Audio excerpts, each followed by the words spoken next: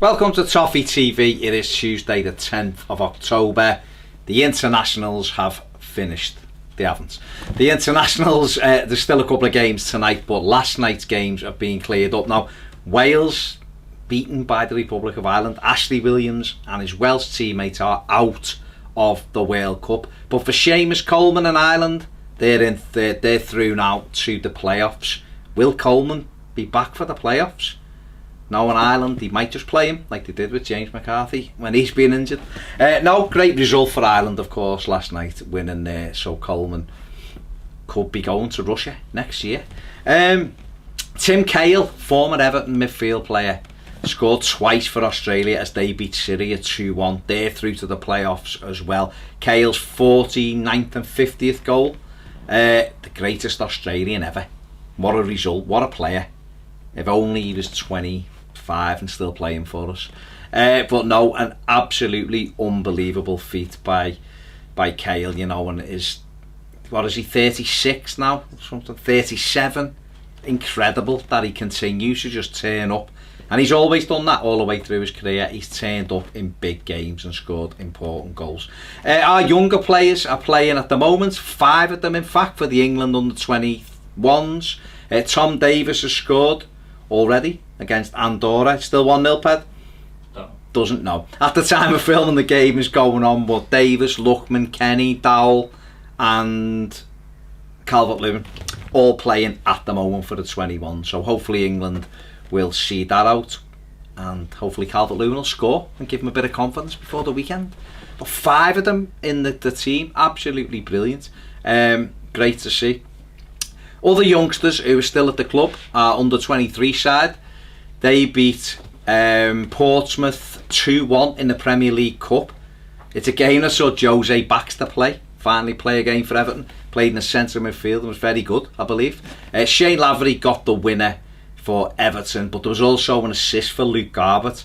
Now, could Garbett possibly force his way into Ronald Koeman's thinking? You know, we've got no cover whatsoever for Leighton Baines at left back, unless you include Cuco Martina or Mason Holgate, which would be a right side of players playing left back. Garbett's got that lovely left foot. Yes, there's big question marks over him, but he'd done well a few years ago under Roberto Martinez when he got in for a spell. So, you know, could he possibly force his way back into the reckoning? We know how good his delivery is, so that's probably one to keep an eye on. Just another update on the under-21s. Nikola Vlasic has scored for Croatia under-21s. Scored last night, Ped's telling me. Really professional, isn't it? Vlasic scored last night for the 21. So that's good, because that'll give him a little bit of confidence as well going into the weekend, into that 6-pointer at Brighton. Is it a 6-pointer? Yeah, it is. I'm going to say it is. I'm going to call it that, definitely. Some transfer news today. More links appearing, obviously. Bas Dost, who was mentioned in the summer transfer window. Apparently Steve Walsh watched him last month. He's 6'5" centre forward. He's Dutch. Not sure how mobile he is, to be honest, but he scored 36 goals, I think, last season for Sporting Lisbon.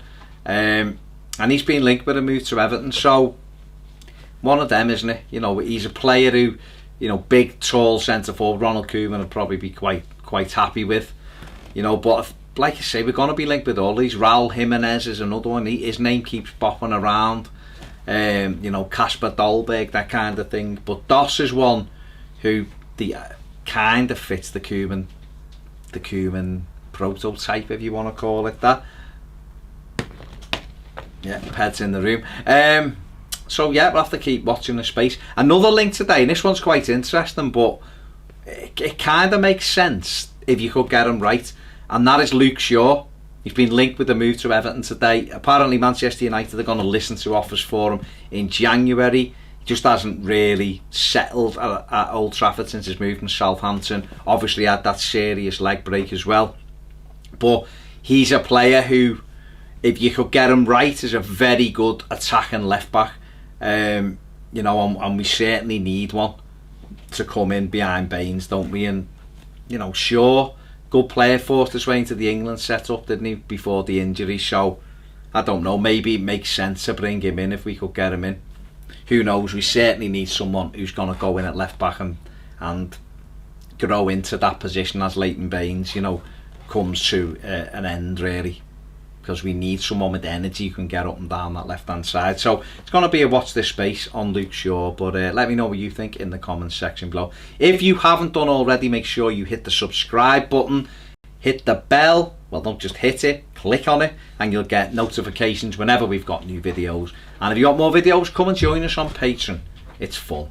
See you soon on Toffee TV.